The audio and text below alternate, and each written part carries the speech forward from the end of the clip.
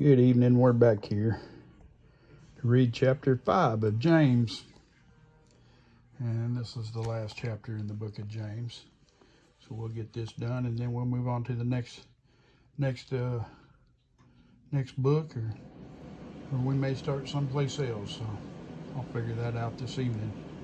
But anyway, so let's get started reading James chapter 5. Now come, you rich, weep and howl for your mysteries that are coming upon you. Your riches are corrupted, and your garments are moth-eaten.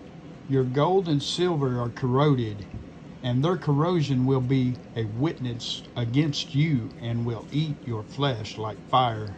You have heaped up treasure in the last days. Indeed, the wages of the laborers who mowed your fields, which you kept back by fraud, cry out, and the cries of the reapers have reached the ears of the Lord of the Sabbath. You have lived on the earth in pleasure and luxury. You have flattened your hearts as in a day of slaughter. You have condemned, you have murdered the just. He does not resist you. Therefore, be patient, brother, until the coming of the Lord. See how the farmer waits for the precious fruit of the earth, waiting patiently for it until it receives the early and the latter rain.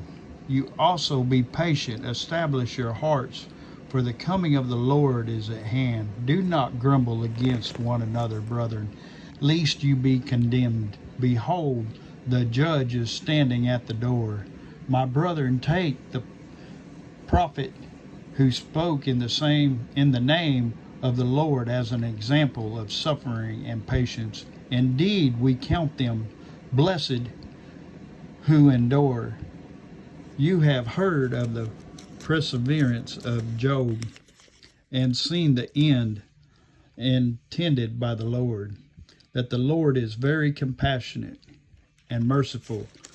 But above all, my brethren, do not swear either by heaven or by earth or with any other oath, but let your yes be yes and your no be no, lest you fall into judgment.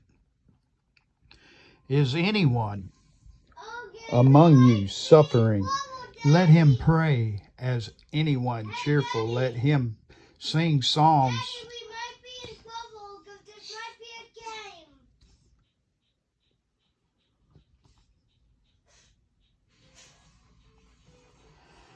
Is anyone among you sick? Let him call for the elders of the church, and let them pray over him, anointing him with oil in the name of the Lord.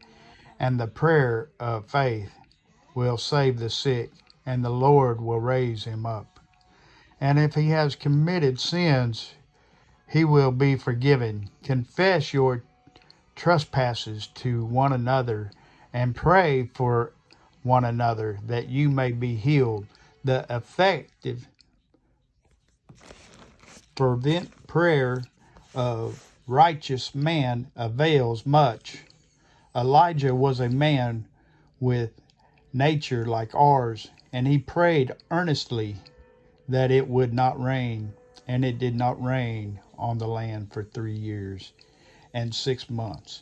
And he prayed again, and the heaven gave rain, and the earth produced its fruit.